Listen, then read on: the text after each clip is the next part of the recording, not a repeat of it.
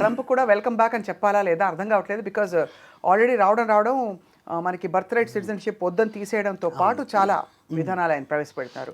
What about students అండి? So ఇది ఖచ్చితంగా యాక్చువల్గా ఏంటంటే ఒక matter of very serious concern అండి.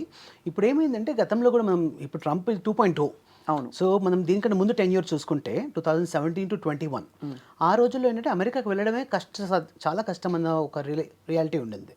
ఆ తర్వాత బైడెన్ ఎప్పుడైతే వచ్చారో అప్పుడు మనకి ఏంటంటే తెలుగు వాళ్ళకి ఇండియన్స్కి ముఖ్యంగా వీసాలు అనేది యాక్చువల్గా 22, 23, 23, 24 ఈ 2 సంవత్సరాల్లో అమెరికా ఇచ్చిన వీసాలు ప్రపంచంలో ఏ దేశం ఇవ్వాల.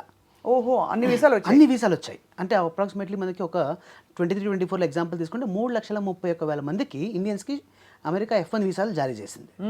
సో ఇంత పెద్ద మొత్తంలో మన స్టూడెంట్స్ వెళ్ళడం చాలా ఆనందదాయకం. అయితే ఇప్పుడు ఏమైపోయిందంటే అమెరికా ఫస్ట్ అనేది నినాదం, అంటే రిపబ్లికన్ మెంటాలిటీ కదా, డెమోక్రటిక్ వేరు, రిపబ్లిక్ వేరు.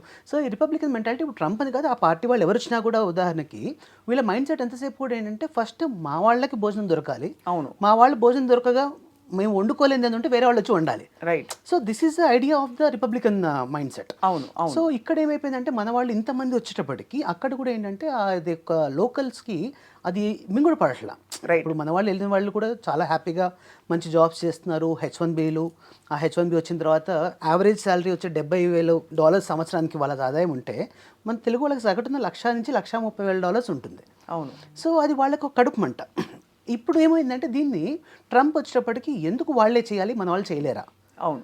సో వాళ్ళంటూ లేకపోతే అప్పుడు మన వాళ్ళకి అవకాశాలు వస్తాయి కదా. సో ఇదొక వాళ్ళ రాడికల్ మైండ్ సెట్ అనే వర్డ్ మనం వాడచ్చో లేదో తెలియదు కానీ but this is the mindset of the present government there.